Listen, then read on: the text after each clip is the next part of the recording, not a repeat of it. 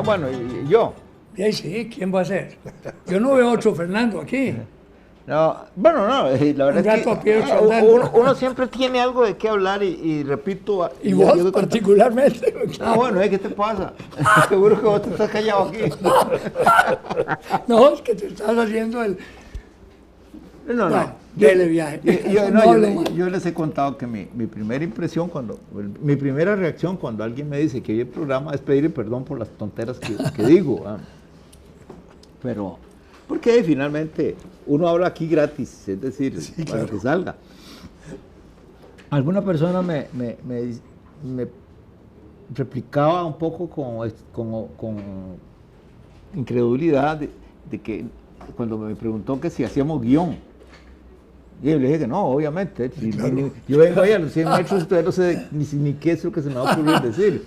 Pero bueno, recientemente, como estuve un poco ahí de vacaciones, le dediqué unos ratillos a eso que llaman las redes sociales, a Facebook. Tengo una maestra muy buena que me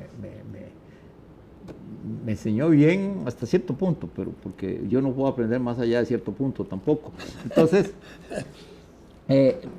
estuve intercambiando cosas con la gente y es interesante, aunque a veces surgen, una de las cosas que uno experimenta es esta.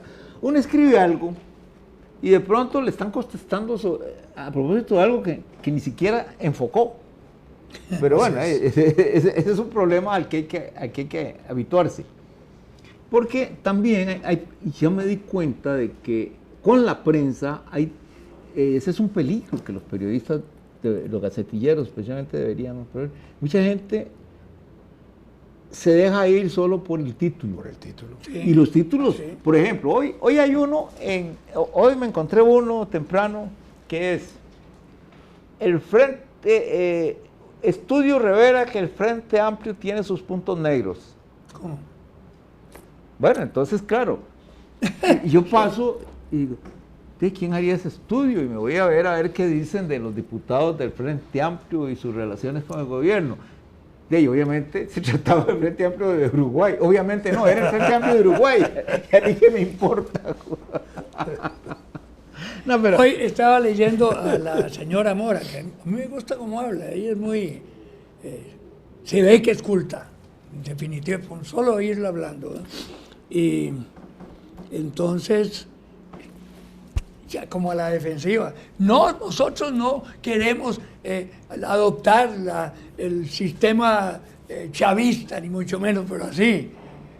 Yo hubiera dicho, de veras, el sistema chavista lo hubiera adoptado. Yo el que no adoptaría es este imbécil que está ahora. No me digas que porque Chávez tenía su gracia y todo a mí, de veras, me encantaba. Como que sos rojillo vos. No, como dijo aquel que lo hablamos con Beto y todo, yo siempre era el que lo defendía, porque lo oía hablando y decía yo, pues este carajo militruche tan culto, sabe de historia en pila. Entonces me llamaba la atención y sí me gustaba. Pero este caballo que está ahora, pues claro que no. Mira, está menos maduro, ¿verdad? que el otro. No ha madurado. No, eso es... La defensiva ocurre cuando el ambiente genera la actitud defensiva, ¿verdad? Porque yo estaba viendo ahora a raíz, bueno, el otro día hablamos un poco cuando estaba Vladimir de la cuestión de esa alianza Frente Amplio, PAC incompleto, sí. y el sindicalismo. Una parte de los sindicatos. Sí. Bueno, hablamos de eso y opinamos sobre algunos aspectos. Pero de pronto, alguien señalaba eso hoy también, que hay un sector al que lo único que se le ocurre es decir comunistas y empiezan a un lenguaje de tiempos de la Guerra Fría que no viene al caso. Empezamos por el presidente Arias, ¿verdad? Y que el presidente Arias, ¿qué autoridad tiene para decir que es comunismo, que es el comunismo? Oscar fue el que introdujo la derecha recalcitrante en su gobierno. Por eso podemos discutirlo, pero lo que pasa es que el lenguaje llega a ser inmoral cuando se usa de esa manera. Sí, puede ser. Estás descalificando. Pero además el problema también está en la capacidad de los interlocutores. Exacto. Voy a poner ejemplos. Rafael Ángel Calderón Guardia Sí. era diputado desde el 34 hasta el 39 inclusive. Coincidió con Manuel Mora. Fue diputado coincidente desde el 34 al Sí, 39 así con es, Manuel. Mora. Y en ese periodo, él era un hombre, aunque formado en Bélgica, en una universidad, digamos, de principios Religioso. social cristianos, Lovaina y todo este tipo de cosas, pero era, digamos, políticamente conservador. Era cortesista del Partido Republicano cuando estaba León Cortés gobernando, y León Cortés era un filo nazista. Sí, Como sí, su sí. papá, Bueno. el doctor Calderón Muñoz. El doctor Calderón, pensé que iba a decir el papá de León Cortés. No, no lo conocí. No, más bien, sí, que El también Calderón Muñoz lo se conocí. educó en Bélgica. Claro. Entonces, Calderón, durante el gobierno de León Cortés, era del Partido Republicano y era, en la economía de ese periodo, Costa Rica estaba amarrada totalmente a la Alemania nazi, 80% Y del es porque café, don 80% León era- del azúcar, 80% de la vaca, todo se exportaba a Alemania nazi. Buena economía. León Cortés simpatizaba con el régimen nazi, claro. ¿verdad? Tenía una estatuilla, tenía una foto de Hitler en el escritorio de la Casa Presidencial como si fuera la Virgen de los Ángeles, ¿verdad? Es el candidato de León Cortés, sale con el apoyo del cortesismo electo. Los 2 primeros años de gobierno el Partido Comunista lo combate fuertemente, del 40 al 41 incluso, ¿verdad? En el año 39 asume la jefatura de la iglesia Monseñor Sanabria. Víctor Manuel Sanabria. Y Monseñor Sanabria era un anticomunista acérrimo. Sí, pero... Hablaba de los comunistas diciendo que eran no costarricenses, eran perversos, eran anticristianos, obviamente, que eran casi apéndices de Moscú. Así trataba a los comunistas nacionales. Ese era Monseñor Sanabria. Es que a veces tenemos la otra imagen distorsionada. Sí, El bueno del 40. No, ese era Monseñor en el 39, 40 y 41. Sí, claro. Viene el cambio del doctor, porque el que cambia ahí es el doctor, cuando rompe con Alemania, tal vez presionado por Roosevelt o en simpatía con Evidentemente, Roosevelt ¿no? y con simpatía antinazi por la guerra, ya por la guerra. Le declaró la guerra a Alemania antes que Estados Unidos. Bueno, porque esa fue la petición de Roosevelt. ¿Ah, sí? Sí, eso lo cuenta Yvonne Clays. En el libro de ella, claro, ella lo dice, que Roosevelt llama personalmente a Calderón ya me y les acuerdo. pide que declaren la guerra porque él necesitaba el apoyo de los países latinoamericanos en el Congreso para poder declarar la guerra y meterse a la guerra en diciembre del 41. Entonces, cuando él hace eso, pero también habría que entender que el resto de la economía de exportaciones y de importaciones era, digamos, de un peso norteamericano muy importante. La Bananera, la Electric Bonaire, la Pan American, la Goodyear, las tabacaleras, en fin, todas eran empresas extranjeras muy fuertes de capital gringo. Entonces, cambiar el escenario, el discurso antinazi era fácil. Eso provoca que el cortesismo se salga del calderonismo y crea las condiciones para que el Partido Comunista le ofrezca, en las posibilidades que había hasta darle un golpe de Estado a Calderón, de sostenerlo los últimos 2 años. Una brevísima interrupción.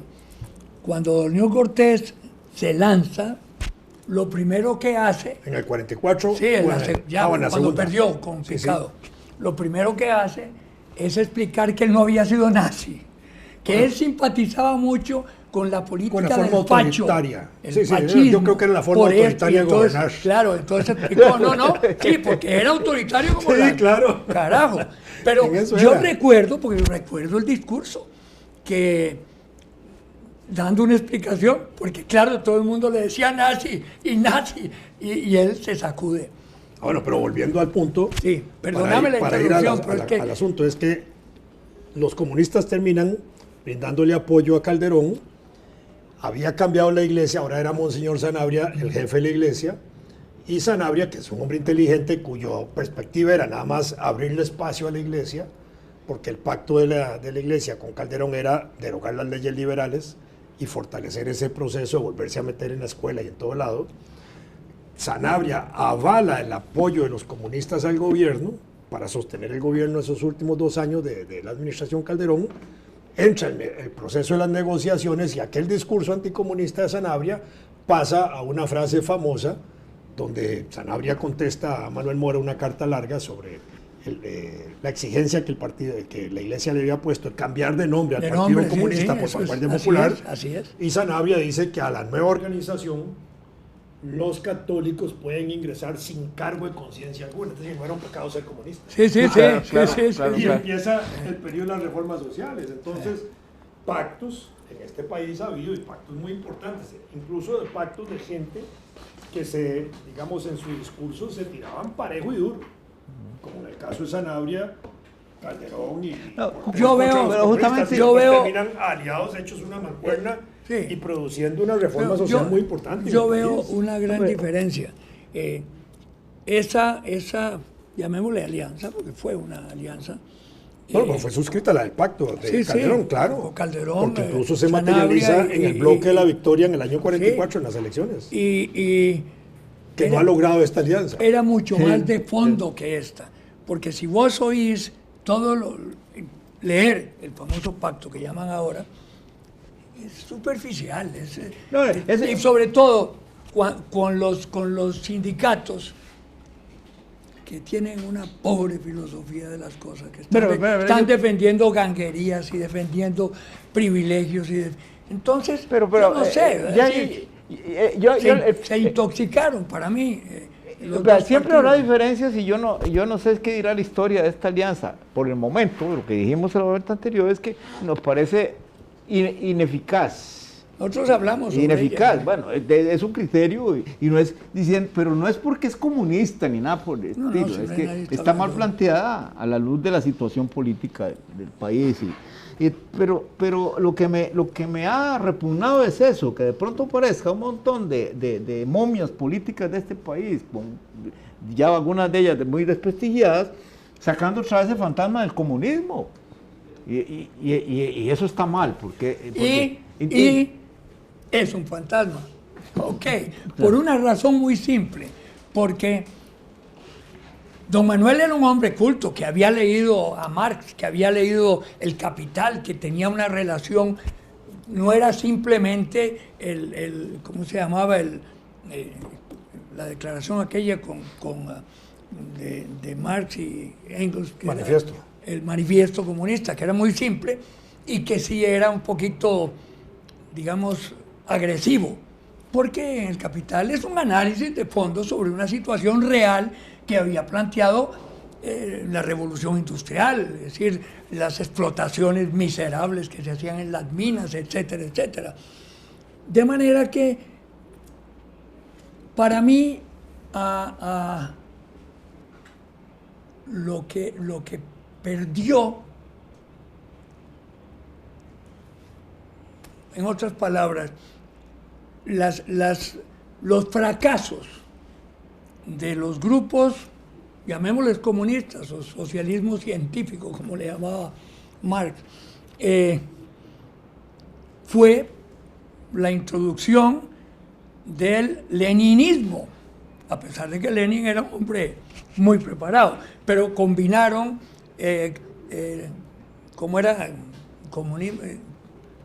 ¿Cómo es que Pero a mí me parece que el leninismo más bien fue un enriquecimiento del marxismo como doctrina, como teoría. Un enriquecimiento ilícito. No, porque fue, digamos, la experiencia real, efectiva, de los valores políticos que se habían desarrollado en el siglo XIX con Marx, Engels y todos los socialistas y que se agruparon en esa corriente, que Lenin logra estructurarla de una manera tal que permite organizar, digamos, políticamente, crear un partido político, porque Marx lo plantea, pero digamos lo desarrolla Lenin, lo había desarrollado Martí, incluso para nosotros en América, incluso en la concepción que después se dice que es de Lenin, la concepción del partido político, Martí también la había desarrollado para el caso nuestro, porque incluso Martí desarrolla un brazo militar también, que era el brazo de la lucha de la independencia de Cuba y eso, y que tenía un propósito muy importante, la parte militar, que era ir liberando territorios que estaban dominados por el colonialismo y defendiendo la parte política en la agitación política. No, yo estoy... Entonces, cuando Lenin desarrolla sus conceptos, enriquece, digamos, la teoría de Marx porque es un teórico también. Lenin es un teórico. Si Marx desarrolla el análisis de la sociedad industrial en el siglo XIX, Lenin analiza la sociedad industrial en el nacimiento de la época del imperialismo, que no la vive Marx. Marx muere antes de eso. Pero para empezar, el último país que pudo entrar dentro del esquema marxista era Rusia. Por razones obvias. No, pero bueno, eso está explicado en un libro de Lenin. Eso está explicado en un libro de Lenin que se llama El desarrollo del capitalismo en Rusia, que es un libro así grande. Ahora, pero ahí es donde surge. Eso es como cuando cogen el cadáver de un muerto, el cadáver de un muerto. El cadáver de un vencido. Y se abre para ver qué fue lo que comió en las últimas horas. Perdón. Eso yo creo que es un lugar común. Oíme. Nacido de la propaganda anticomunista, de que Rusia es el último lugar donde pudo haber prosperado el comunismo. ¿Cómo lo demuestran? No No era cuestión de demostración. Perdón. Ahí fue donde funcionó. ¿Me dejas hablar? No, pero lo que se decía era que Rusia era el país más atrasado del desarrollo capitalista en esa época. No había proletariado. Pero sí había campesinado más que nada. Pero había un campesinado mayoritario, estamos de acuerdo, pero había un desarrollo industrial en Rusia. Y Rusia era un país de desarrollo científico muy importante. Ahí sí. Ya Lobachevsky y un montón de gente estaban en el siglo XIX. Científico y cultural. Por eso. Ahí sí. Había más obreros. Es que estamos mezclando. Había más obreros en Rusia que en Inglaterra. Arroz con gelatina. No. Había más obreros en Rusia que en Inglaterra, por ejemplo. Óyeme, pues porque tenía mucho más población, muchacho. Perdóname. No. Era la población. Es que a Inglaterra le sumás el imperio. ¿Me permitís? Es que estaba yo hablando, voy a justificar por qué dije lo de Lenin. Al incorporarse Lenin y empezar a hacer su desarrollo, yo leía a Lenin y tiene algunas cosas que a mí me gustaban y otras que no, por supuesto. Igual que ¿cómo se llama? La dictadura del proletariado. Ahí es donde dije yo, pues ya planteaba un concepto dictatorial, sea como sea, que no va a funcionar. Vamos a ponerlo al revés. No es un concepto de dictadura, en términos como lo conocemos nosotros. ¿Cómo que no? Es un concepto de democracia. La dictadura del proletariado en Lenin es un concepto de democracia. Voy a explicar por qué. Porque en el análisis marxista, la sociedad se divide en clases sociales. Sí, claro. Una clase dominante y una clase dominada, o varias clases dominadas por esa clase dominante. La clase dominante ejerce su poder como si fuera una dictadura de clase. Como si fuera una dictadura de clase. Entonces, el régimen republicano burgués, para ponerlo en términos es una dictadura de la clase burguesa. Pues claro. Entonces, pero es una dictadura de clase burguesa donde la burguesía es la menor cantidad de gente de la sociedad. De manera que es una dictadura de un grupo que se impone sobre la mayoría, mientras que la dictadura del proletariado, en el concepto de Lenin, es una democracia más amplia donde la mayoría, ahora sí, va a ejercer el gobierno en función de sus intereses. Ese concepto de dictadura del proletariado lo desarrolla en Costa Rica también un médico costarricense, Niceto Montero, cuando funda el Partido Socialista en 1919. Y hablaba en los mismos términos. Dictadura entonces del proletariado es democracia proletaria. Lo que cuestiono es la exclusión. Es decir, de acuerdo, el otro era una dictadura de clase, evidente, ¿verdad? Todos los gobiernos son de alguna manera dictatoriales. Pues. Pero es que, no necesariamente. Cuando hablas de exclusión, la verdad es que cualquier sociedad democrática actual, de las que llamamos democráticas, digamos, yo el democrático lo veo como una cosa fluida ahí, nebulosa, pues sí, en todos los casos. Entonces resulta que en todas ellas hay casos de exclusión graves. Claro. En Suiza, en Suecia, en Estados Unidos, sobre todo en Canadá y en Rusia. Sí, siempre hay. Y entonces, Eso es un problema Bueno, de entonces, la humanidad. Bueno. De ahí sí. Entonces, Sí. vamos a ver, cuando el concepto de dictadura en ese sentido se plantea en beneficio, entre comillas, porque hey, las cosas salieron de otro modo, de una clase mayoritaria, entonces eso es nefasto, diabólico, satánico. En cambio, en nadie Estados ha hablado. Unidos, donde el Esas 1%, palabras las estás introduciendo vos. No, pero es que... Diabólico. No, pero es que- yo no he dicho nada de eso. La objeción al comunismo debería venir del hecho de que fracasó. ¿Por qué fue tan inútil? Pero, podríamos Es un decir. problema de gestión, Sí, claro. de administración, de Para gobierno. mí La incapacidad de fracasó. gobernar. Para mí fracasó porque no respondió a su realidad de planteamiento. Lo vimos en Polonia. Ahí empieza a levantarse un grupo de obreros del Dance. Pero si los Sí, obreros del norteamericanos hicieran lo mismo, serían unos comunistas nadie desgraciados. está- No, sí, no te lo digo por vos. Vos sos más anti-yanqui que el No, anti-yanqui no, es que se ¿Anti qué, trata de que las entonces? sociedades modernas están plagadas de injusticias Pues y claro. de exclusiones que los que nos privilegiamos con esas exclusiones las negamos. No, Simplemente yo las no, negamos, yo nunca he negado sistemáticamente. eso. No, hombre. Y entonces viene, claro, Eso sería no tener ninguna sensibilidad social y no darse cuenta de las injusticias, por amor de Dios. Es decir, para empezar, los principios religiosos plantean eso de inmediato. Y el Papa lo está diciendo ahora que se fue a Sudamérica. Qué barbaridad. En fin, el Papa que... No, vea. En el caso de la restauración en Europa después de las guerras napoleónicas, de todo lo que fue la Revolución Francesa comenzó a ser socavado, vilipendiado, desprestigiado. Y bueno, lo que pasa es que se necesitó un poco de tiempo para darse cuenta de que la cosa no era así, ¿verdad? Entonces en esto... sí, la historia tiene que asentarse para poder analizarla en frío, no acabando de caer un régimen. Es decir, no sirve para un carajo ya al matadero. No, es así. Pasan los años y se empieza a dar uno cuenta de que había... A mí me pasó algo simpaticísimo, se los voy a contar. Yo iba mucho a Cuba con el actual régimen, porque Cuba era socio de la naviera multinacional del Caribe y yo estaba al mando de esa vaina. Hacíamos montones de reuniones y inclusive tuve cierta relación de amistad con Fidel Castro, criticado y todo lo que quieran, un tipo con una memoria tremenda. En un desayuno con uno de los delegados cubanos, empezamos a conversar y había dos mexicanos ahí bastante capaces, cultos, ¿no?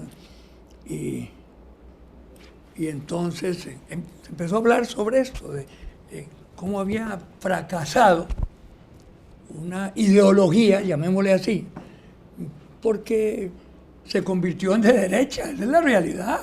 Es decir, el que manejaba el tren iba donde le daba la gana y los de atrás hacían la banderilla, así nada más. Eso fue el problema. Y entonces dice vean, les voy a decir, claro que yo soy comunista, yo estoy aquí en Cuba y que esto que el otro, y el caballo, que así le dicen a Fidel, el caballo nos daba lecciones en la sierra y que por aquí, por allá.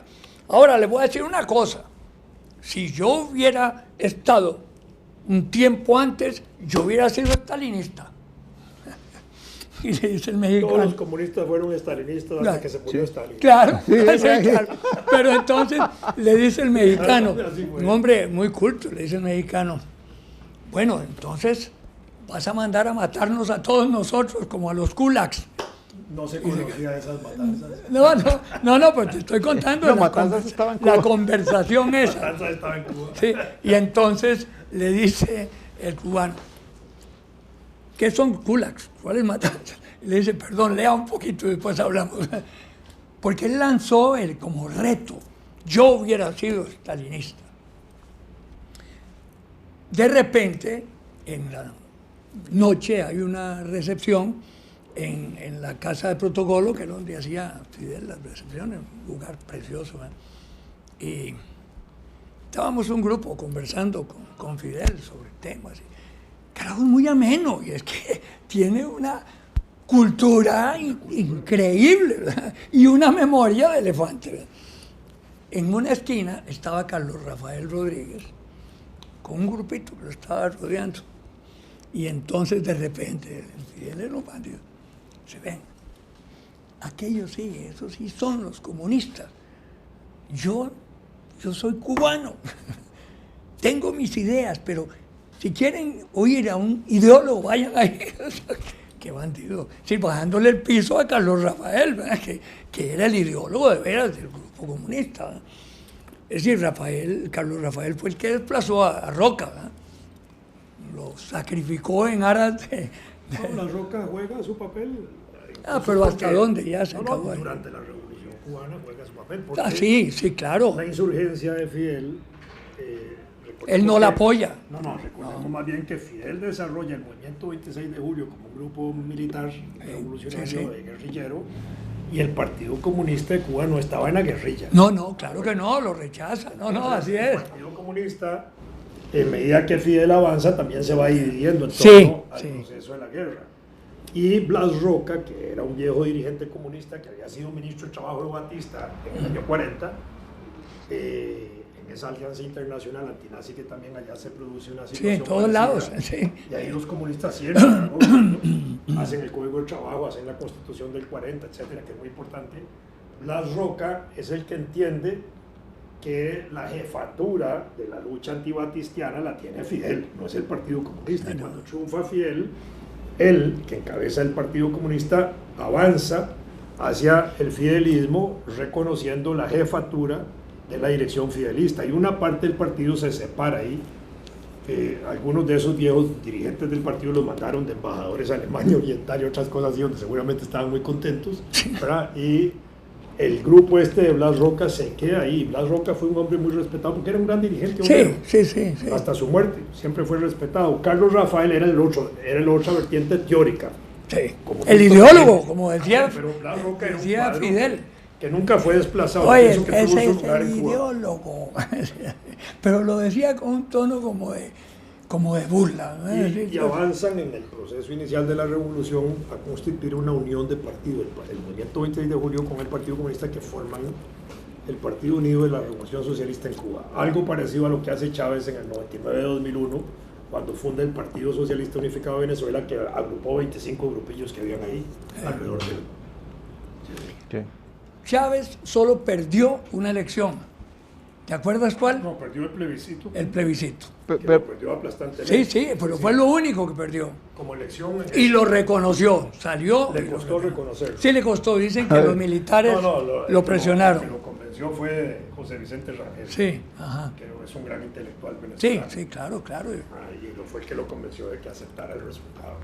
Dice que ya nos llamos. José Vicente rompió, ¿verdad? Con esto. No. Está. Pues, ministro de poquito, Relaciones yo sé, Exteriores, fue ministro de Defensa, que es muy interesante porque Chávez pone un civil al frente del ejército. El segundo civil en todo el siglo XX que había estado al frente del ejército. El primer civil lo había puesto un dictador, Juan Vicente Gómez. Bueno. Y después son los militares, pero lo quitan del ministro de Seguridad por presión del ejército. Yo quería conversar sobre esto por una razón muy simple antes de que aterricemos. Porque sé que vos conoces eso íntimamente, conoces el corazón y las vísceras de eso. El corazón es una víscera. Y entonces, no hombre, ¿qué va? Va a ser una víscera el corazón. Ey, sí. Es una víscera. Va a la carnicería y comprar. Es una víscera el corazón. No seas visceral. Uno ama visceralmente. Entonces es tan miserable. No ama con el corazón, ama visceralmente uno. Porque es un tema que por lo general se trata de superficie y con ataques, insultos que no tienen ningún sentido. Y hace días que tenía ganas de conversar con vos sobre esto. Habíamos hecho un primer avance hace unos días, pero sí, ¿no? ¿Cómo? Volvamos. No, claro. La mesa está servida. No, es que es un tema que se las trae. Sí, claro. ¿Por qué? Pues porque es un tema con patas históricas. No es que salió así flotando, uno de esos inventos etéreos. No, esto no. En fin. ¿Usted qué dice? Oye, primero un golpe que le doy a ustedes de hace años. Es lo interesante, a propósito de esto, nosotros ya estamos al margen con el ¿Qué fue? No, estoy riendo de aquel allá en la cabina que está. ¡Paren! ¿Por qué no te callas? Nos están diciendo. ¿Por qué no bueno, os calláis? paremos, aterricemos.